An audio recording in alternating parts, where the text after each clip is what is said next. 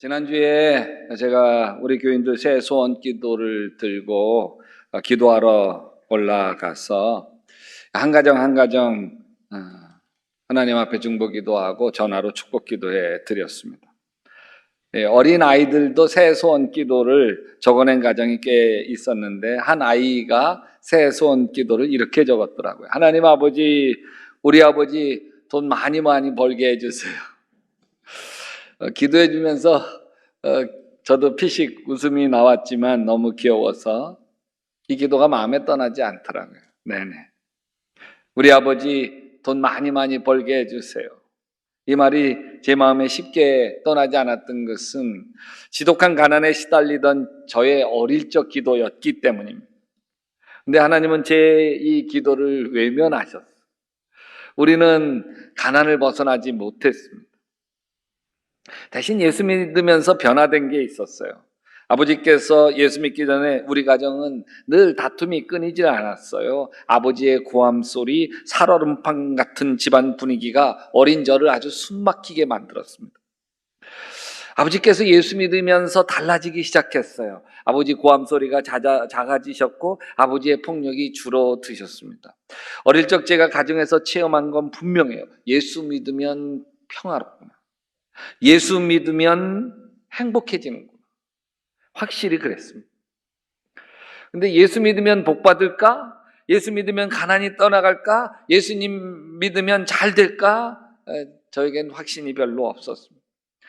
그래서 제 설교도 예수 믿으면 복 받는다, 예수 믿으면 부자가 된다, 예수 믿으면 사업이 잘 된다, 예수 믿으면 대대손손 복을 받는다, 이게 제 설교의 주된 메시지가 아니었습니다.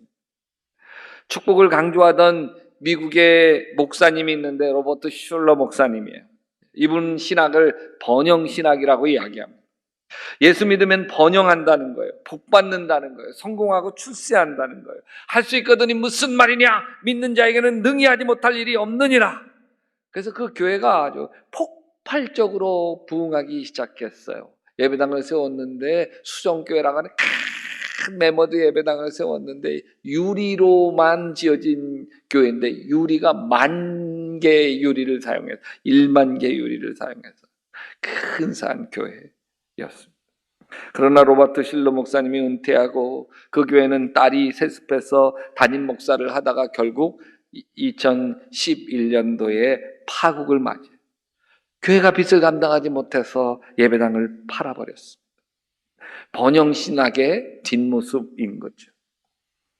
그래서 저는 제 설교는 번영신학을 따라가지 않습니다. 제 설교의 주된 관심은 예수님 닮아가는 거예요.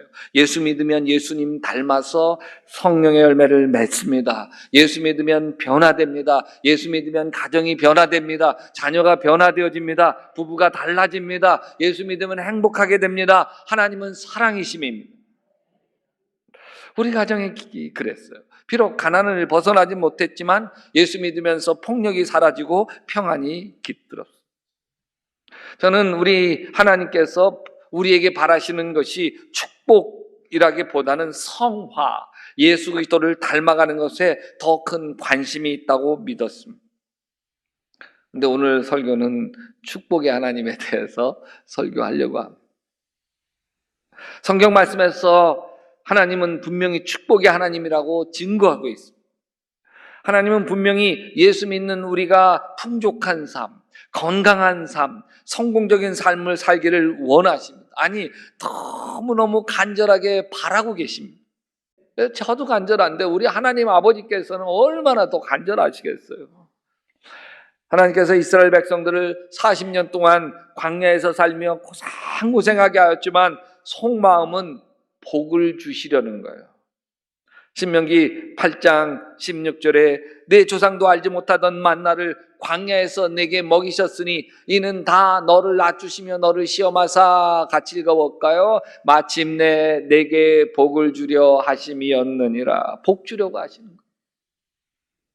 몇 주 전 필리핀 감된 교회 영적 입양 아이들에게 산타크로스 선물을 가지고 가서 전달해 주었습니다. 주일날 가난한 빈민 교인들에게 이렇게 설교했습니다. 여러분, 제가 가져온 선물에 마음을 빼앗기지 마십시오. 예수님이 선물입니다. 예수님을 믿으세요. 예수님을 붙드세요. 예수님이 여러분의 삶을 놀랍게 축복해 주실 겁니다. 여러분이 지금 5식구, 8식구가 판잣집 단칸방에 사시는 것처럼 저도 어렸을 때에 6식구가 단칸방에 살아야 했습니다. 저희뿐만 아니라 저희 나라가 다 가난했습니다. 제가 태어났을 때가 6.25 전쟁이 끝난 뒤 7년 뒤였습니다. 먹을 게 없었어요. 입을 게 없었어요. 가난하게 살아야 했습니다.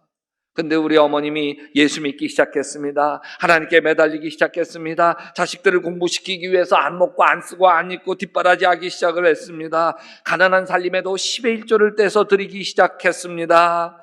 10의 1조를 드릴 돈은 따로 빼놓았다가 헌금할 때가 되면 그것을 우리 어머님은 다시 꺼내서 그 지폐를 다리미로 하나씩 정성껏 다리셔서 빳빳한 새 돈처럼 펴서 하나님 앞에 헌금했습니다.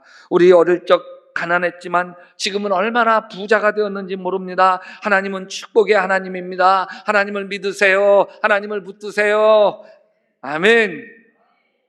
저는 깜댕교회 교인들이 지긋지긋한 이 가난의 악순환을 오직 예수님이 끊어주실 줄로 믿습니다.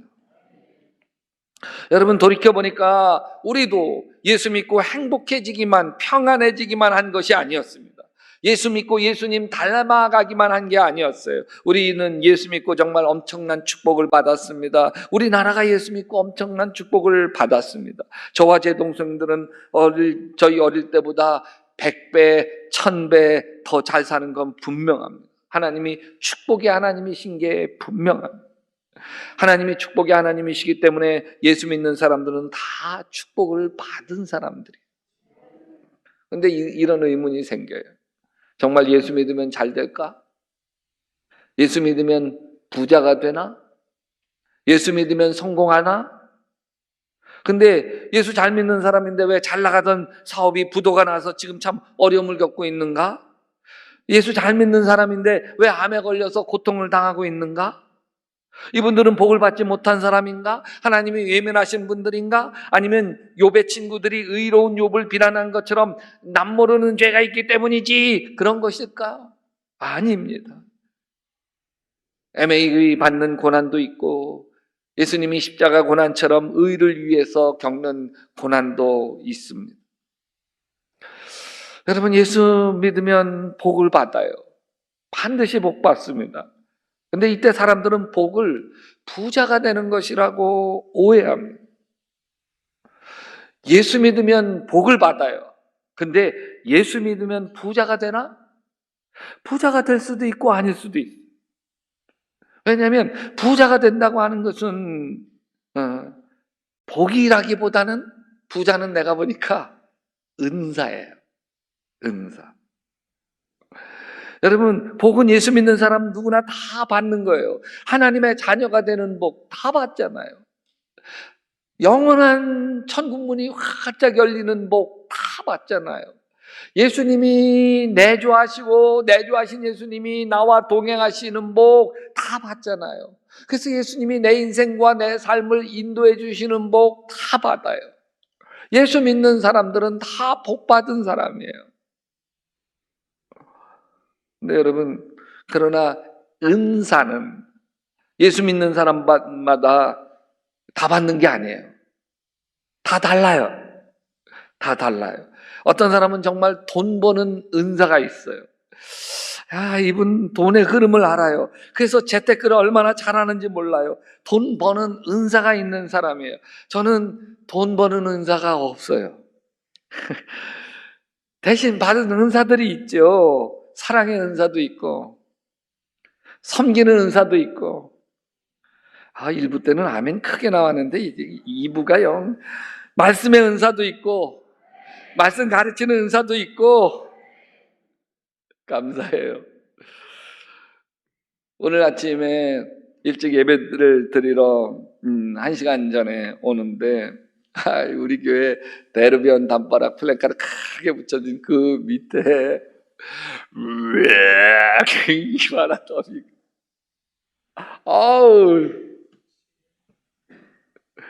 그래서 들어와서 이렇게 야, 이거 어떻게 하지? 우리 관리부 청소하시는 분들도 있고 다 그런데, 야, 나도 싫은데, 저거 보는 것도 싫은데. 그래서, 수석 목사인 안중희 목사님, 여기 계신 안중희 목사님, 잠깐 저 따라와요. 그러면서 비닐봉지 하나 주고, 내가 그걸 다 쓸어 담을 거 챙기고, 고무장갑, 비닐장갑 하나 끼고, 그리고 나서, 오세요. 그래서 것을 다 쓸어 담고 하는데 안중희 목사님, 목사님 설교 그 준비도 더 하시고 빨리 들어가세요. 아니야, 야, 나도 하기 싫은데 누구나 다 싫지. 그리고 혼자 못해서 그러니까 계속 좀 붙들고 있어. 그래서 그걸 다 치우고 정리했어요. 무슨 은사 있어요? 섬기는 은사는 있잖아요. 저는 돈 버는 은사를 받지 못한 게 참 아쉽기는 하지만 그렇다고 불행하지 않습니다. 돈 버는 은사를 받지 못했다고 해서 하나님의 축복을 받지 못했다고 생각하지 않습니다. 부자가 되고 출세하고 성공하는 건 내가 보니까 그건 복이 아니라요, 은사예요. 은사. 하나님이 그 은사를 통해서 교회를 섬기고 이웃을 섬기라고 주신 특별한 은사예요. 축복이라기보다는 은사다. 그래서 예수 믿는 사람은 복 받아야 하는 사람이 아니에요. 이미 예수 믿는 사람들은 복을 받은 사람이에요. 이미 복이 자신 안에 있는 거예요. 그래서 시편 1편에서 보면 복 있는 사람은 악인의 길을 따르지 아니하며 복이 있을 사람은 악인의 길을 따르, 이게 아니에요. 복 받은 사람은 이지 복 받을 사람이 아닌 거예요. 우리가 다 복이 있는 사람인 것이죠. 하나님은 축복의 하나님이에요. 어느 정도 축복의 하나님이신 줄 아세요? 예수 믿는 즉시 누구나 다 부자예요. 왜? 하나님이 아버지시기 때문입니다. 하나님께서 그의 아들의 영을 우리 마음에 보내주셨으니 우리가 하나님을 아빠, 아버지라고 부를 수 있게 하셨습니다. 하나님이 우리 아버지예요. 여러분, 내가 하나님이 우리 아버지야 그래도 그러신가 보다 그러지만 사실 우리 아버지가 재벌이에요. 목사님 아버지가 재벌이야? 놀라실 거예요. 그죠? 놀라지도 않는 건 아닌 거 아니까.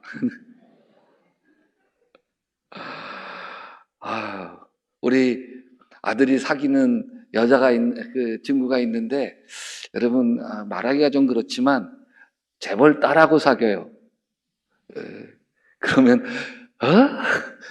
그럴지도 모르죠. 아니지만 여러분, 아버지가 재벌이에요. 그것보다 우리 아버지가 하나님이에요. 이게 더 엄청난 건데 왜? 재벌이라고 해도 영생을 주나요? 여러분, 우리에게 영생과 축복을 줘서 예수 그리스도와 함께 왕노릇하게 하시는 분은 우리 아버지 하나님 한 분뿐이잖아요. 그 하나님이 우리 아버지라고 해도 별로 감동이 없어요. 왜? 우리가 가진 게 별로 없잖아. 믿음은, 여러분, 믿음은 성경 보고 믿는 게 아니라요, 우리가 자꾸 지갑 보고 믿으려고 해요. 그러니까 막 믿음이 흔들리지. 구하는 주머니마다 돈이 가득해도 불안하죠. 염려가 사라지지 않아요. 왜? 아버지가 없기 때문이죠. 그러나 가진 돈 없어도 아버지 손잡고 가면 염려가 없어요, 아이가. 뿐만 아니라 여러분, 부잣집 아들과 딸이 지가 가진 게 많아서 부잣집 아들과 딸이에요. 그냥 아버지가 부자니까 부잣집 딸이고 아버지가 부자니까. 여러분, 우리 하나님 아버지가 부자잖아요. 온 천하 만물을 지으신 하나님이 우리 아버지신데 우리가 가진 것이 없는 게 아니에요. 하나님이 내 아버지라고 하는 믿음이 없는 거지. 그래서 사도 바울은 이렇게 얘기해요. 우리가 근심하는 자 같으나 항상 기뻐하고, 아멘. 가난한 자 같으나 많은 사람을 부요하게 하고, 아무것도 없는 자 같으나 모든 걸 가진 자로다. 이게 우리의 복이에요. 우리의 복. 우리가 이미 복 받은 사람이에요. 주일 예배 마지막에 하는 걸 베네딕션, 축도라고 이야기합니다. 이렇게 축도하죠. 주 예수 그리스도의 은혜와 하나님의 사랑과 성령의 교통하심이 너희 무리와 함께 있을지어다. 이 고린도전서 13장 13절 말씀 가지고서 우리가 축도를 합니다. 이 축복 기도문, 이것을 바울의 축도 혹은 사도들의 축도라고 해요. 이 신약의 축도와 쌍벽을 이루는 구약의 축도가 있는데 오늘 읽을 말씀이죠. 아론의 축도, 제사장의 축도라고 이야기해요. 지금도 유럽 교회들은 예배 시간에 바울의 축도와 이 아론의 축도를 번갈아 사용합니다. 아론의 축도는 하나님이 모세를 불러 만들어 주신 거죠. 모세야, 내가 제사장으로 세운 아론과 그 아들들에게 특별한 임무를 주려고 한다. 내 백성 이스라엘 백성을 좀 축복하라고 해라. 뭐라고 축복할까요? 여호와는 내게 복을 주시고 너를 지키시기를 원하며 여호와는 그 얼굴을 내게 비추사 은혜 베푸시기를 원하며 여호와는 그 얼굴을 내게로 향하여 두사 평강 주시기를 원하노라. 그렇게 축복해라. 그러면 이스라엘 자손에게 복 주리라. 여러분, 세 가지에 하나님 지켜주신다, 하나님이 은혜 베풀어 주신다, 평강 주신다. 세 가지. 이걸 한마디로 이야기하면 하나님이 널 사랑하신다. 여러분, 민수기 6장 24절은 이렇게 얘기해요. 그들이 나의 이름으로 이스라엘 자손에게 이렇게 축복하면 내가 친히 이스라엘 자손에게 복을 주겠다. 하나님은 축복받는 사람을 축복해 주는 거예요. 여러분, 창세기에 나오는 이삭에겐 쌍둥이 두 아들이 있습니다. 장남은 에서고 차남은 야곱이에요. 장남이 당연히 축복을 받아야 합니다. 그런데 아버지 이삭이 말년에 눈이 침침해서 야곱을 에서인 줄을 알고 축복해 줍니다. 그랬더니 하나님은 이삭이 축복한 야곱을 축복해 주는 거예요. 장남이 아니라. 만약 이삭이 에서를 축복했다고 한다면 하나님은 에서 가문을 축복해 주셔서 에서 밑에서 다윗왕 나오고 솔로몬왕 나오고 예수 나왔을 거예요. 하나님은 우리가 축복하는 사람을 축복해 주는 거예요. 아무나 축복해 주는 게 아니라 우리가 축복하는 사람 반드시 축복해 줘요. 그래서 축복에 대한 믿음을 가지시기 바랍니다. 나는 이미 복이 있는 사람이에요. 내가 축복하는 사람이 축복을 받아요. 여러분, 자녀를 찬송으로 축복해 주세요. 저희 집에 가정 예배를 드리면서 우리 아이들에게 얘들아, 너희들이 가장 좋아하는 찬송이 뭐니? 청년들이죠, 우리 아이들이. 두 아이가 똑같이 주 안에 있는 나에게요. 참 감사했어요. 왜냐하면 제가 이 아이들에게 그 잠 재울 때 이 찬송으로 자장가를 불러주었어요. 주 안에 있는 송백범 딴 근심이 있으랴, 이렇게 불러줬어요. 이 찬송을 들으며 애들이 잠잤고 이 찬송 들으며 잠에서 깨었어요. 제가 의도가 있었어요. 이 아이들 인생 살다 보면 왜 고난이 없겠어요? 시련과 역경이 없겠어요? 다 포기하고 싶은 유혹이 왜 없겠어요? 이 찬송으로 염려와 걱정을 이기고 유혹과 시험을 이기고 이 찬송으로 먼 길 떠나갔다가도 좀 다시 돌아올 수 있도록 이 찬송이 마음과 영혼에 새겨지도록 불러주었어요. 여러분, 찬송가로 이 아이들 축복해 주세요. 주 안에 있는 내 손주 딴 근심, 이것도 좋고 주의 친절한 팔에 안기세 우리 손주 평안하리니, 이것도 괜찮아요. 또 예수 사랑하심은 널 사랑하심, 이것도 괜찮아요. 근데 좀 안 되는 찬송도 물론 있죠. 이런 거, 내가 매일 기쁘게 술래, 애들 잠 다 깨요. 안 돼요.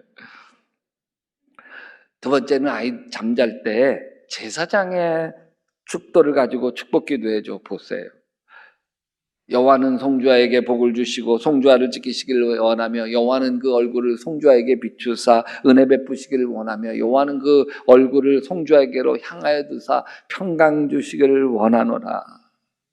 제가 아들과 딸의 이름을 넣어서 매일 잘 때마다 축복하면서 기도해 줬어요. 제 딸이 잠자리에 들면서 저를 부릅니다. 아빠, 나 여호와는 해줘, 여호와는 해줘. 어느 날인가는 아들 방에 들어가서 축복 기도를 해주었더니 딸이 막 우는 거야. 그래서 기도 빨리 끝나고 왜 그래 딸아? 그랬더니 왜 맨날 오빠 먼저 기도해 주는 거야? 나 기도 안 받아. 기도받기 싫어. 그러면서 우는 거예요. 그 다음날 딸 방에 가서 딸부터 먼저 기도해주고 오빠 방으로 가서 기도를 해주고 있는데 또 딸이 막 우는 거예요. 그래서 얼른 쫓아가가지고 너 왜 울어? 나 기도 안 받아. 절대 안 받아. 딸아 왜 또 그래? 왜 오빠는 길게 해주고 나는 짧게 해줘? 아주 환장하겠어요. 새벽기도 끝나고 집에 돌아오면서 아이들 방에 꼭 들러서 이불을 덮어주고 기도해 줍니다. 하루도 빠지지 않고. 왜 그런지 알아요? 축복에 대한 믿음 때문이에요. 그들은 이같이 내 이름으로 이스라엘 자손에게 축복할지니 내가 그들에게 복을 주리라. 20여 년 전 축복에 대한 비밀을 깨달았어요. 하나님의 축복은 축복을 믿는 사람들을 통해서 흘러간다고 하는 비밀을 깨달았어요. 내가 축복할 때 하나님 반드시 내가 축복하는 사람을 축복한다고 하는 믿음을 갖고 축복하면 하나님이 자녀를 축복해 줄 거라고 하는 확신을 가져요. 여러분 축복은 하루아침에 갑자기 베풀어지는 게 아니에요. 날마다 순간마다 내 손길, 내 눈빛, 내 말을 통해서 내 가족들에게, 우리 교인들에게, 우리 이웃에게 하나님의 축복이 나를 통해서 흘러갑니다. 이게 축복의 통로예요. 복의 근원이란 말이죠. 코로나 전에 우리 예배 15분 전에 아이들을 제가 이쪽 자리에서 안고 막 축복해 주었는데 깐난하게 안고 와서 하던 이 아이들이 1년이 지나면 아장아장 걸어가서 와서 축복하고 한 3, 4년쯤 지나면 얘네들이 그냥 내 품에 다가와서 안겨서 축복을 받아요. 이러다가 이 아이들을 길거리에서 만나면요, 목사님이다! 그래요. 그럼 내가 무릎을 딱 꿇죠. 그럼 막 달려와서 품에 안기는데 얼마나 행복한지요. 나는 목사로부터 매주 축복 기도를 받는 이 아이들 하나님이 축복해 줄 줄로 믿습니다. 하나님 손바닥에 이 아이들 이름 하나하나 새겨 놓으시고 축복해 주는 거예요. 그래서 여러분 정말 우리 아이들, 여러분 손주들 제발 혼내지 말고 야단치지 말고 때리지 말고 오직 칭찬과 격려와 사랑과 좀 아멘 좀 해보세요. 칭찬과 격려와 사랑과 축복과 기도로 여러분 키우시기 바랍니다. 왜냐하면 이게 내 몸에 밴 대로 키우면 내 수준 되잖아요. 우리보다 100배, 1000배 애들이 훌륭해지고 또 100배, 1000배 우리보다 더 괜찮은 인물이 돼서 행복하게 살아가기 위해서는 내 몸에 밴 대로 하면 안 돼요. 내 몸에 밴 게 내 부모로부터 받은 거잖아요. 부모로부터 받은 게 내 인격과 삶을 만들어서 지금 정도 수준이란 말이죠. 그래서 정말 성경이 말씀하신 대로 축복으로 이 아이들을 혼내주고 야단치지 않고 칭찬과 격려와 사랑과 축복과 기도로만 키워서 내 몸에 밴 대로가 아니라 말씀대로 키울 때 여러분 성경에 이야기하는 놀라운 축복의 주인공 되는 거 한번 보자는 거죠. 여러분 손을 들어보세요. 손을. 이 손은 축복하는 손이다. 기도하는 손이다. 섬기는 손이다. 위로하는 손이다. 내가 손을 먼저 기도하면 병든 사람도 나으리라. 내가 이 손으로 어루만지는 사람이 주님의 위로를 경험하리라. 내 손은 축복하는 손이다. 아멘. 여러분 손이 기도하는 손, 위로하는 손, 축복의 손이 되시기를 주님의 이름으로 축원합니다.